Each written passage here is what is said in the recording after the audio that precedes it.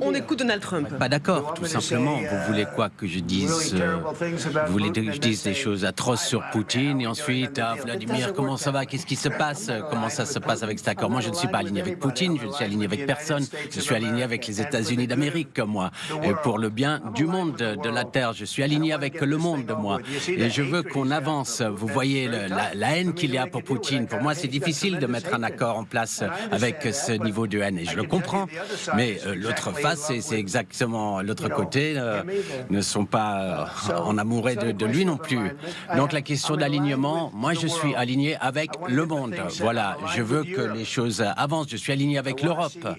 Je veux voir si on peut régler cette affaire. Vous voulez que je sois dur, robuste, je peux l'être, plus que n'importe qui, n'importe quel être humain, mais c'est pas comme ça qu'on va arriver à un accord, c'est tout simple. Encore une question? Alors, tout à fait. Je vais répondre ça. Depuis 4 ans, pendant les États-Unis, on avait un président qui se levait, qui disait des choses dures sur Vladimir Poutine.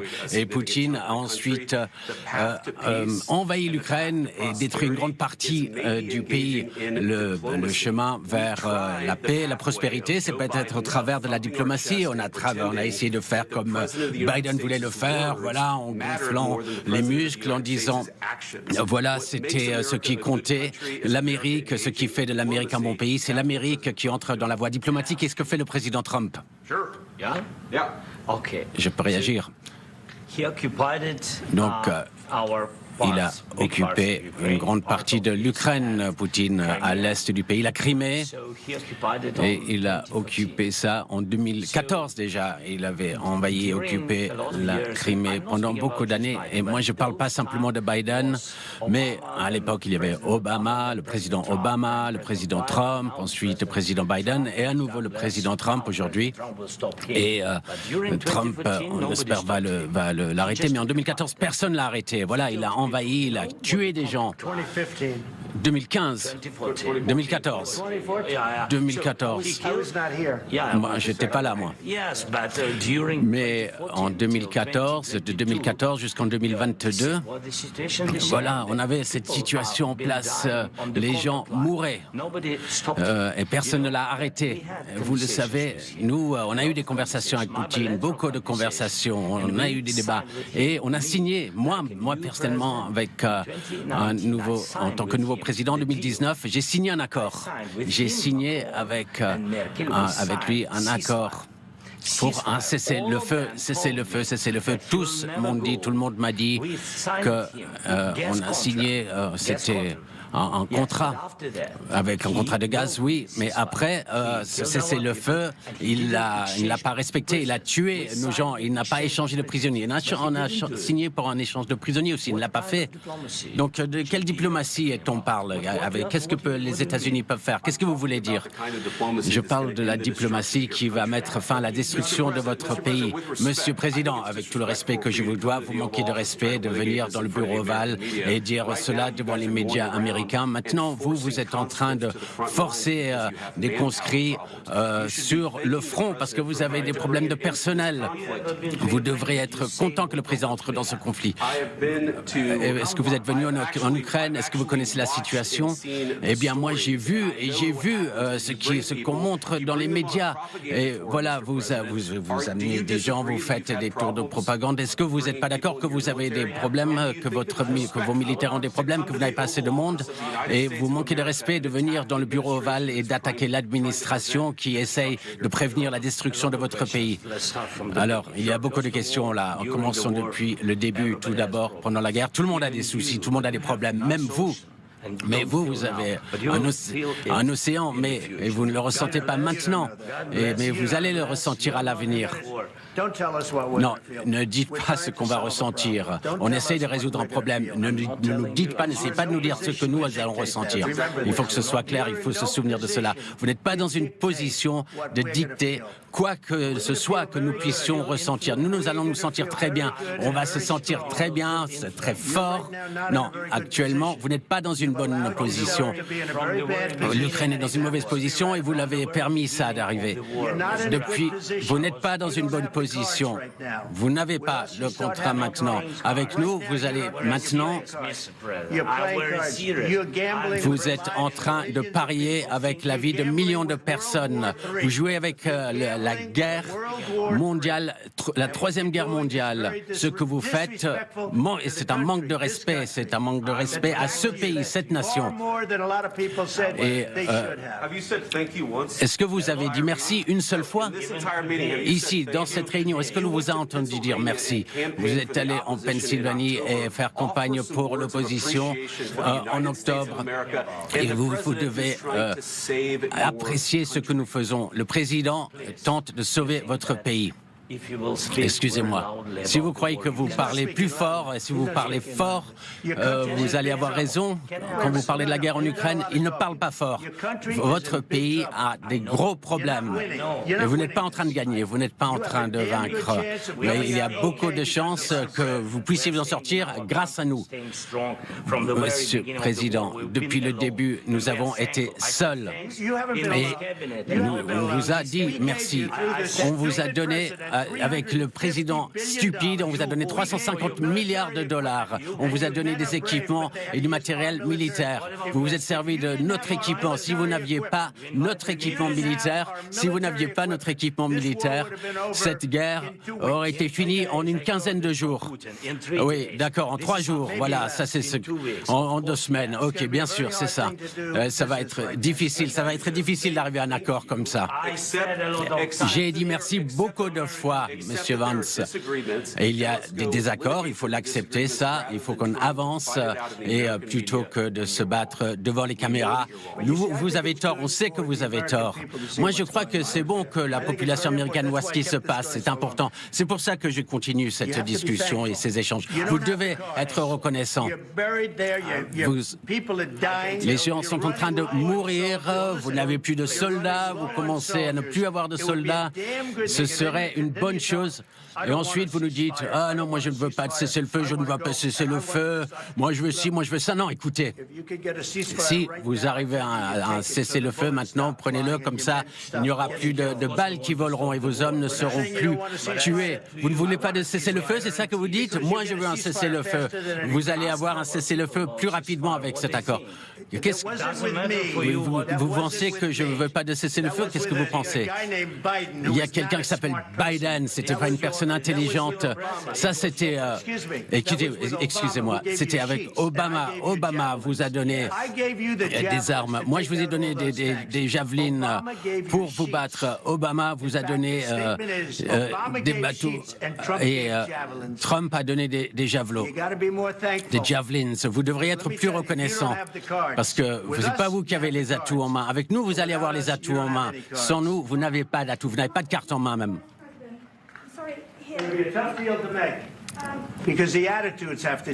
Et les attitudes doivent changer ici.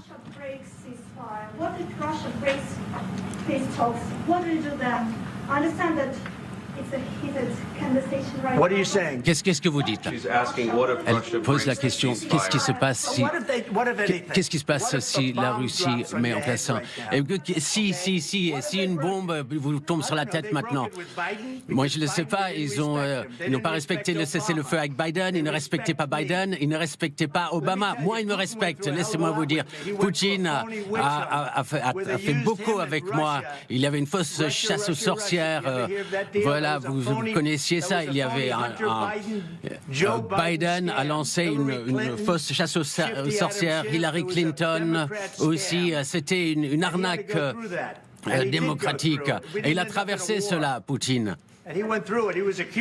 On l'a accusé de plein de choses, il y avait une chasse aux sorcières, mais il n'avait rien à faire là-dedans. C'est sorti de la salle de bain de Biden, de la chambre à coucher de Hunter Biden. Et ensuite, on a dit, ah voilà, il y a ce laptop d'enfer a été fait par la Russie, c'était une arnaque. Et il a supporté ça, on l'accusait de tout cela, de toutes ces choses. Moi, tout ce que je puis dire, c'est cela. Mais peut-être qu'il n'a pas respecté des accords avec Obama, avec Bush, et peut-être avec Biden. Peut-être il l'a fait, je ne sais pas, moi je ne sais pas ce qui est arrivé. Mais avec avec moi, il n'a pas brisé les accords. Il veut qu'on arrive à un accord, je ne sais pas si on va pouvoir le faire. Le problème actuellement, c'est que moi, voilà, je vous ai donné la possibilité de faire le dur. Et sans les États-Unis, vous ne seriez pas un dur. Vos gens sont très courageux, mais soit il faut qu'on arrive à un accord, ou nous on se retire. Et si nous on se retire, vous allez voir ce qui va se passer. Et ça, je ne crois pas que ça va être joli pour vous. Mais voilà, vous pouvez continuer à combattre, mais vous n'avez pas les cartes en main. Mais une fois qu'on aura signé cet accord, vous serez dans une bien meilleure position. Mais vous n'agissez pas en tant que personne reconnaissante. Et ça, ce n'est pas gentil. Ce n'est pas gentil du tout. Voilà. Et je crois qu'on en a assez entendu, assez vu. Qu'est-ce que vous en pensez? Là, ça va faire de bonnes images, ça c'est sûr. Hein. Ça va être spectaculaire lorsqu'on va voir ça sur nos écrans. On va voir ce qui se passe.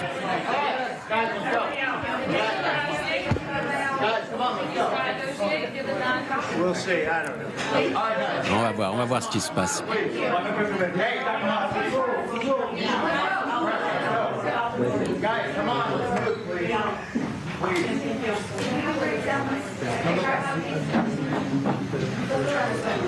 C'est du jamais vu, je crois. Volodymyr Zelensky et Donald Trump en train de s'écharper dans la Maison-Blanche, devant les caméras du monde entier. Le ton est monté à un niveau qu'on n'aurait pas pu imaginer. Donald Trump qui dit au moins Vladimir Poutine, il me respecte. Peut-être qu'il n'a pas respecté les accords sous Obama et sous Biden, mais avec moi, ça va changer. Il dit à Zelensky, il faut qu'on arrive à un deal, sinon on se retire.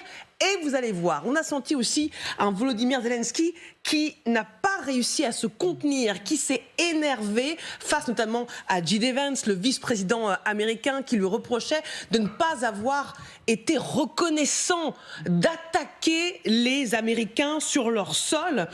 Vous êtes en train d'attaquer ceux qui essaient justement de prévenir la destruction de votre pays. Donald Trump qui surenchérit en disant que vous êtes en train de jouer avec la vie de millions de personnes. C'est la 3e guerre mondiale que vous jouez face à un Volodymyr Zelensky qui n'a pas réussi à faire baisser la pression. Ce soir, on est sidéré, pour tout vous dire, devant cette séquence. C'est du jamais vu.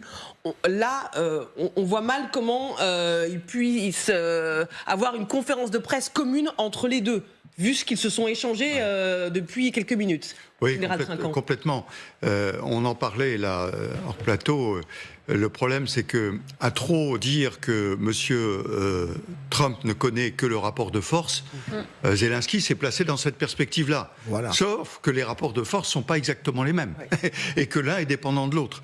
Et donc, je pense que là, on a vu que de toute façon il y avait un mur d'un côté et que Zelensky se heurtait au mur et n'arrivait ni à l'escalader, ni à le contourner, ni à rien du tout.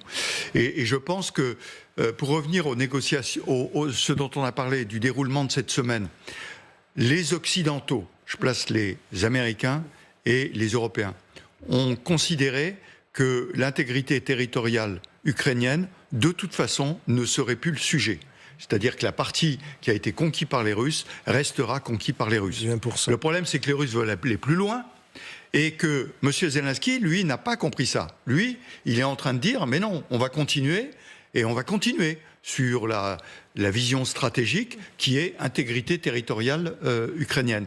Or ça, malheureusement, il ne peut pas le faire. Même avec les aides des Occidentaux, à moins que les Occidentaux... Des Européens. Je parle des Occidentaux, globalement. Oui.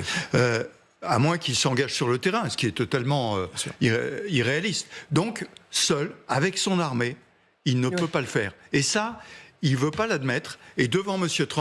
Trump, évidemment, c'est le mur, parce que lui, il dit, moi, la seule chose qui compte, c'est le feu. Ah oui, donc, sur les lignes sur lesquelles on est. On a vraiment eu le sentiment que Volodymyr Zelensky avait un mur face à lui, Donald Trump et J.D. Vance. On va retrouver Axel Monnier en direct de Washington, devant la Maison-Blanche.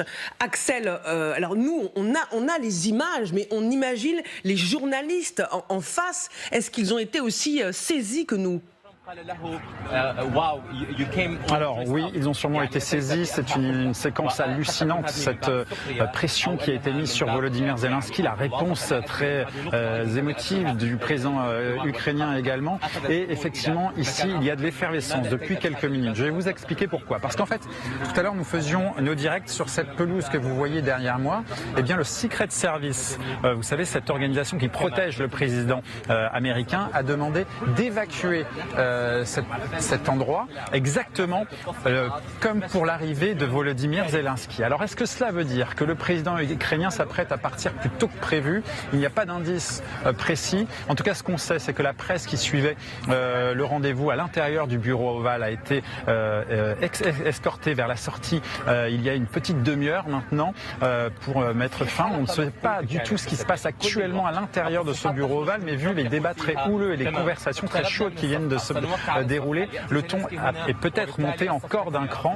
On verra s'il y aura bien une conférence de presse ou pas. Elle est censée se tenir d'ici quelques minutes, mais pour l'instant, eh bien, tout est en suspens. On attend d'en savoir plus. Il y a beaucoup d'effervescence, mais aussi beaucoup d'incompréhension. On ne sait pas ce qui va se passer dans les prochaines minutes, mais on va évidemment vous tenir informé. Merci Axel Monnier, notre correspondant en direct de la Maison-Blanche. Vous nous faites vivre évidemment l'effervescence sur place. C'est vraiment une séquence hallucinante que nous avons vécue dans le bureau ovale. Donald Trump, Volodymyr Zelensky, J.D. Vance, le vice-président américain, qui s'écharpent. Vraiment, c'est une dispute devant les caméras. On a du mal à imaginer qu'une conférence de presse commune aura lieu dans quelques minutes. Regardez une partie des échanges, la violence des échanges qu'il y a eu entre le président ukrainien, le président américain et le vice-président américain. Regardez. Je parle de la diplomatie qui va mettre fin à la destruction de votre pays. Monsieur le Président, avec tout le respect que je vous dois, vous manquez de respect de venir dans le bureau ovale et dire cela devant les médias américains. Maintenant, vous êtes en train de forcer des conscrits sur le front parce que vous avez des problèmes de personnel. Vous devrez être content que le président entre dans ce conflit. Est-ce que vous êtes venu en Ukraine? Est-ce que vous connaissez la situation? Eh bien, moi, j'ai vu ce qu'on montre dans les médias. Et voilà, vous amenez des gens, vous faites des tours de propagande. Est-ce que vous n'êtes pas d'accord que vous avez des problèmes, que vos militaires ont des problèmes, que vous n'avez pas assez de monde? Et vous manquez de respect de venir dans le bureau ovale et d'attaquer l'administration qui essaye de prévenir la destruction de votre pays. Alors, il y a beaucoup de questions là. En commençant depuis le début, tout d'abord, pendant la guerre. Tout le monde a des soucis, tout le monde a des problèmes, même vous. Mais vous avez un océan, mais vous ne le ressentez pas maintenant. Mais vous allez le ressentir à l'avenir. Non, ne dites pas ce qu'on va ressentir. On essaye de résoudre un problème. Ne nous dites pas, n'essayez pas de nous dire ce que nous allons ressentir. Il faut que ce soit clair, il faut se souvenir de cela. Vous n'êtes pas dans une position de dicter quoi que ce soit que nous puissions ressentir. Nous allons nous sentir très bien. On va se sentir très bien, très fort. Non, actuellement, vous n'êtes pas dans une bonne position. L'Ukraine est dans une mauvaise position et vous l'avez permis ça d'arriver. Depuis, vous n'êtes pas dans une bonne position. Vous n'avez pas le contrat maintenant. Avec nous, vous allez maintenant... Vous êtes en train de parier avec la vie de millions de personnes. Vous jouez avec la guerre mondiale, la troisième guerre mondiale. Ce que vous faites, c'est un manque de respect. C'est un manque de respect à ce pays, cette nation. Et est-ce que vous avez dit merci une seule fois ici, dans cette réunion? Est-ce que l'on vous a entendu dire merci? Mais vu, on le disait en conférence dans le bureau ovale. Joséphine Staron, est-ce qu'il y a peut-être un surjeu on surjoue la colère de la part de Donald Trump et de J.D. Vance pour expliquer à l'opinion publique américaine qui regarde ces images pourquoi Donald Trump ne veut pas céder à Volodymyr Zelensky? Vous savez, il n'y a pas de hasard. Cette séquence, elle est parfaite d'un point de vue de la communication. On venait de dire avant le début de ces échanges que c'était deux hommes professionnels de la communication. C'est exactement ce qui vient de se passer. La répartition de la parole entre le président américain et son vice-président, ce n'est pas du hasard. Donald Trump laisse sciemment J.D. Vance attaquer de manière encore plus brutale le président ukrainien. Et surtout, on est face à une guerre psychologique psychologique. C'était très difficile à regarder d'ailleurs comme ça en direct parce qu'on se dit Volodymyr Zelensky est un homme comme tout le monde et il va craquer. Et effectivement, il craque à certains moments, il dit des choses qu'il n'aurait pas dû dire parce que on sait très bien comment Donald Trump aurait réagi. Est-ce que Volodymyr Zelensky... Il l'a piégé, vous dites ? Oui, Donald Trump, par cette mise en scène, et le vice-président ont piégé Volodymyr Zelensky. Ce que toute cette séquence révèle, en fait, c'est que depuis lundi, depuis la visite d'Emmanuel Macron, on dit on va essayer de négocier avec Donald Trump, on va essayer de lui faire entendre tel argument, tel autre argument, on verra bien à la fin, on va placer nos pions. En fait, non, il avait déjà décidé. Avant cette semaine qu'on dit cruciale où chacun avance ses pions, ce que montre cette séquence, c'est que le président américain avait déjà décidé de l'issue de cette semaine. Lorsqu'il reçoit Volodymyr Zelensky, il sait exactement ce qu'il veut obtenir, un accord sur les terres rares, un cessez-le-feu, et ça s'arrête là. Zelensky n'a jamais eu de marge de manœuvre, c'est ce que vous nous dites, Joséphine Staron, ce soir. Quand on voit cette scène, on ne voit pas comment il aurait pu avoir la moindre marge de manœuvre. On va faire un détour par Kiev, par l'Ukraine, retrouver notre envoyée spéciale Gwendoline de Bono en direct ce soir. Gwendoline, on a besoin de savoir du côté ukrainien comment cette séquence est perçue, comment l'attitude de leur président est perçue.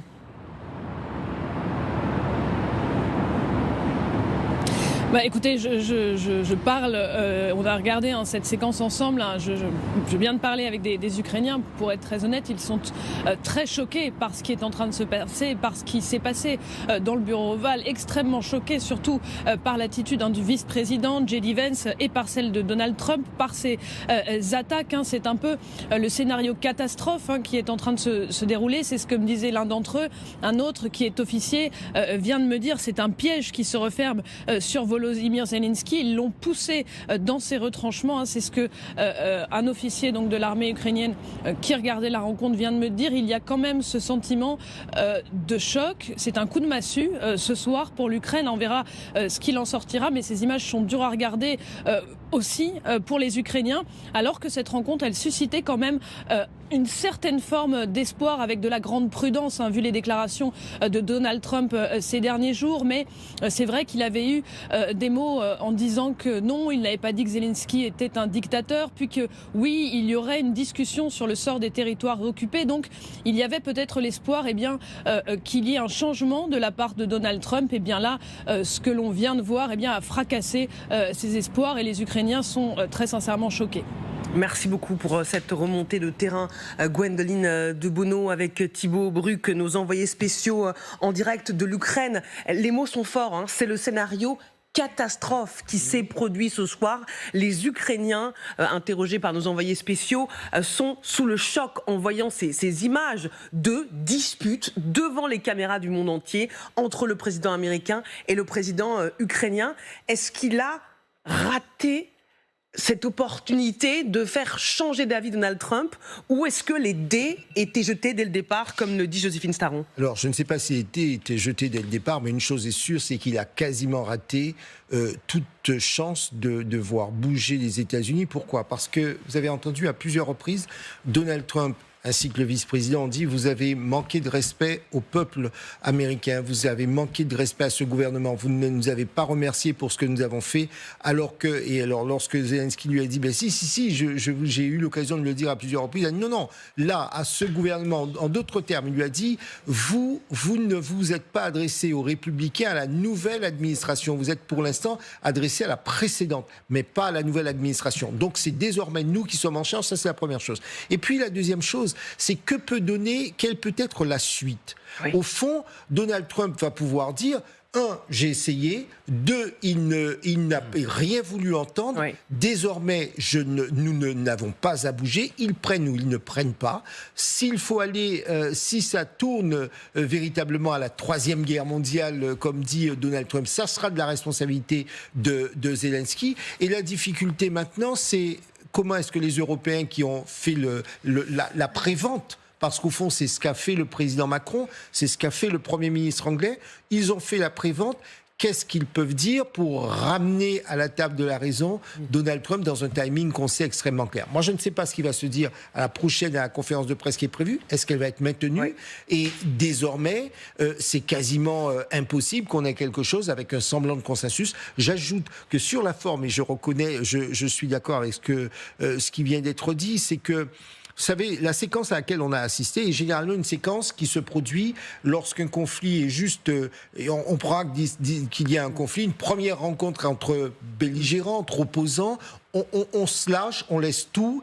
Là, nous étions censés à être en présence d'une signature d'accord. Donc, en général, toute la haine, toute la dimension émotionnelle négative, tous les reproches sont en général purgés à ce stade-là. Or, on s'aperçoit que plus rien n'est purgé, et Donald Trump en tout cas par cette séquence, a donné la preuve, en tout cas a montré que finalement, rien n'est purgé du côté ukrainien, qu'il n'avait pas de responsabilité pour avant sa prise de fonction. D'ailleurs, il a oublié qu'il a été aussi en fonction entre 2017 et 2021, et donc il n'était pas responsable du passé. Il dira au peuple américain, moi j'ai fait ce que je pouvais en fonction d'une situation que j'ai trouvée. Alors si vous nous rejoignez, pour bien comprendre le niveau de tension, saisir la mesure de ce qui se passe en ce moment dans le bureau ovale, regardez une autre séquence d'échanges extrêmement tendus entre le président ukrainien, le président américain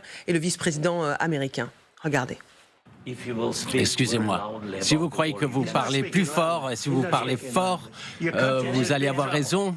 Quand vous parlez de la guerre en Ukraine, il ne parle pas fort. Votre pays a des gros problèmes. Et vous n'êtes pas en train de gagner, vous n'êtes pas en train de vaincre. Mais il y a beaucoup de chances que vous puissiez vous en sortir grâce à nous. Monsieur le Président, depuis le début, nous avons été seuls. Et on vous a dit merci. On vous a donné... Avec le président stupide, on vous a donné 350 milliards de dollars. On vous a donné des équipements et du matériel militaire. Vous vous êtes servi de notre équipement. Si vous n'aviez pas notre équipement militaire, cette guerre aurait été finie en une quinzaine de jours. Oui, d'accord, en 3 jours. Voilà, ça c'est en 2 semaines. Ok, bien sûr, c'est ça. Ça va être difficile d'arriver à un accord comme ça. Ça va être difficile, c'est ce qu'on voit. Partons retrouver à Washington Justine Jankowski, autre correspondante pour TF1 LCI. Justine, est-ce qu'un deal peut être conclu, le fameux deal sur les terres rares et les minerais, dans ces circonstances ?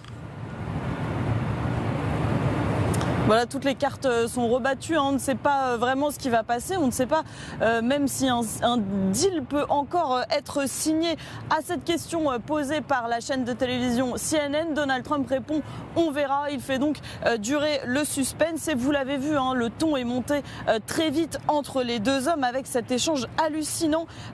Donald Trump qui a commencé en disant « vous n'avez pas les cartes en main », qui accuse Volodymyr Zelensky de s'être mis en mauvaise posture et même d'être sur le point de déclencher une 3e guerre mondiale. On voit que le ton il a commencé à monter quand le vice-président J.D. Vance a commencé à prendre la parole, qu'il a accusé l'Ukraine de ne pas être assez reconnaissante de l'aide américaine. Mais tout ceci, c'est vrai qu'on en entendait parler depuis quelques jours déjà. La Maison-Blanche disait que Volodymyr Zelensky se comportait un peu comme si tout lui était dû, comme si le soutien américain il lui était acquis depuis la présidence de Joe Biden et que maintenant il allait devoir voir à qui il avait affaire. Alors normalement il devrait y avoir une conférence de presse conjointe entre les deux hommes. À l'heure actuelle on ne sait pas si elle va se tenir, mais on suit bien sûr la situation. Merci beaucoup Justine Jankowski en direct de Washington. Général Trinquant, vous voyez saisi en voyant ces images où Volodymyr Zelensky essayait de se défendre, mais on voit que le président ukrainien était en train de perdre ses nerfs. Oui, les Américains, le duo Trump-Vance lui ont fait perdre ses nerfs, très clairement. Et on n'a pas vu le début. Mais moi, je regardais le début avec les photos qui étaient montrées. Oui. Et j'ai entendu le président Trump, après ça, qui parlait de la haine que Zelensky avait pour Poutine et pour etc. S'il s'est placé sur ce registre-là, évidemment que ça ne pouvait pas marcher. Parce que le registre, c'était pas ça. c'était on vient vous remercier pour votre aide et on vous demande de continuer l'aide. Et pour ça, on signe un accord. Le fameux accord sur le terrain, etc. Et donc, nous allons continuer cette aide. Et merci beaucoup de ce que vous avez fait et de ce que vous allez faire maintenant pour nous aider. Or, il n'est pas parti du tout sur ce registre-là. Est-ce qu'il a raté son entretien ? Moi, je crois qu'il a complètement raté son entretien. Oui. Et il s'est fait piéger, en plus, parce que dans les termes... Enfin, à un moment, quand il dit « mais la guerre aurait été arrêtée en 15 jours », et sous le ton de la plaisanterie, il dit « mais non, vous avez raison, en 3 jours », c'était se moquer de ce que venait de lui dire le président Trump. Or, on connaît la personnalité du président Trump, on ne se moque pas de lui. Ouais. Je veux dire, on prend en compte sa personnalité. Qu'aucun président non plus. Non, bien sûr, vous avez raison. Mais vous avez raison, mais en plus de son égo... Dans ce contexte-là, vous avez parfaitement raison, parce qu'au fond, c'est ce qu'on disait tout à l'heure, les photos montraient le conflit, et la question n'était plus de dire qui a tort, qui a raison, c'était pas ça. Oui, on n'était plus là depuis très longtemps, Général Trump. Comment ? On n'était plus là depuis très longtemps. Non, mais bien sûr. La démarche, comme on le disait, à la fin de cette semaine, vous avez les Européens avec vous qui sont prêts à vous aider à arrêter et à mettre des garanties sur la table. Donc vous venez demander aux Américains, qui quand même n'étaient pas tout à fait dans cette logique-là, qui ont peut-être été un peu échaudés parce que on dit Macron est le Premier ministre britannique. Et donc, maintenant, on va demander aux Américains de continuer l'aide sur ce sujet. Or, lui, il est revenu au départ. Il est revenu au départ, ouais. C'est-à-dire la guerre, l'horreur, etc., ce qu'on comprend parfaitement. Et au passage, ce que je dis n'est pas gentil pour le président Zelensky, que j'admire pour ce qu'il a fait il y a 3 ans. C'est lui, grâce à lui, que l'Ukraine a résisté. Mais le problème, c'est qu'il faut terminer maintenant. Ouais, oui. Et ça, c'est quand même plus compliqué, avec le souci que vous rappeliez, c'est revenir à Kiev. Mais c'est là où, si vous voulez, dans la négociation, il y a des trucs qui doivent être clairs et des trucs qui doivent être flous. Et les trucs flous, c'est on a un accord, on va avoir un soutien et on va voir la suite. Et pas revenir avec un truc, alors là, il y a, etc. Il y a une personne qui doit se frotter les mains ce soir, et on y reviendra, c'est Vladimir Poutine, qui doit se délecter en voyant ces images. Annie de Menton, avant de vous entendre, regardons justement ce qu'a dit Donald Trump sur le président russe, qu'il considère comme son ami. Voilà ce qu'il dit face au président ukrainien. Qu'est-ce qui se passe si la Russie met en place ça ? Si une bombe vous tombe sur la tête maintenant ? Moi, je ne le sais pas. Ils n'ont pas respecté le cessez-le-feu avec Biden. Ils ne respectaient pas Biden. Ils ne respectaient pas Obama. Moi, ils me respectent. Laissez-moi vous dire. Poutine a fait beaucoup avec moi. Il y avait une fausse chasse aux sorcières. Voilà, vous connaissiez ça. Il y avait Biden a lancé une fausse chasse aux sorcières. Hillary Clinton aussi. C'était une arnaque démocratique. Et il a traversé cela, Poutine. Si vous nous rejoignez en direct sur LCI, cet échange entre Volodymyr Zelensky et Donald Trump qui devait peut-être permettre à Kiev d'obtenir une protection américaine, d'obtenir peut-être des concessions de la part de Washington, a tourné à l'invective, à la dispute, au clash devant les caméras du monde entier, avec une petite scénographie, Donald Trump, J.D. Vance, bad cop, contre un Volodymyr Zelensky acculé qui a perdu ses nerfs. Annie de Menton, est-ce que ce soir, le président ukrainien a perdu toute chance d'obtenir un soutien américain ? Écoutez, pour l'instant, l'affaire est mal engagée. Mais moi, je voudrais dire une petite chose sur un peu les raisons de là où nous en sommes aujourd'hui. On a tellement parlé des métaux rares, des terres rares, de l'accord économique, qu'on a oublié le contexte. Et donc, le président Zelensky est arrivé avec la guerre dans la tête. Et le président Trump a visiblement été très bien informé par Moscou. Oui. Mais je pense que quand même tous ces gens qui sont présents, Marco Rubio, le vice-président Vance, etc., qui ont été normalement sur le terrain et qui normalement ont dû nourrir le jugement du président Trump, on a le sentiment que quand même le travail n'a pas été fait. Alors, indépendamment de la prise de bec, on peut dire, qui a lieu, et ce qui ne se fait pas, ni de la part d'un président ukrainien, ni de la part d'un président américain. Là, on a dépassé les bornes même pas de la diplomatie classique, voilà. Mais on est face à un chef de guerre et un chef d'État. Et le chef de guerre n'a pas du tout dans sa tête les mêmes paramètres et les mêmes émotions, surtout que le président Trump. Donc il essaye, ce qui est intéressant quand même, c'est qu'il pourrait quand même fermer le banc, si je puis dire. Mais là, il remet quand même l'accord économique. Si vous voulez que quand même on signe un accord économique, et lui, Zelensky, se dit, OK, il veut signer cet accord économique, mais quelle garantie pour mon pays ? Toujours aucune.